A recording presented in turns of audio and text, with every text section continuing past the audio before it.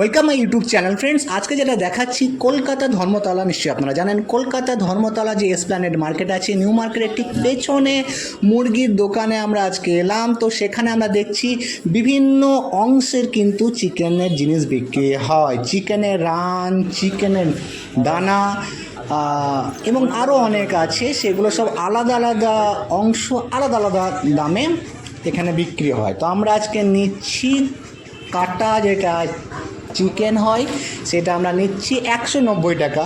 কিন্তু অনেকে দেখছি কেউ চিকেন স্কিন যেটা বলে, মানে আমাদের লোকাল ভাষায় বলা হয় পুস্তিকার বা চিকেনের চামড়া, সেটাও দেখছি অনেকে এসে কিনছে। কিন্তু এটা একদম হালাল আছে, আমরা এখানে নিলাম এবং আমরা এটাকে হালাল করেই নিলাম সঙ্গে একবারে সামনে।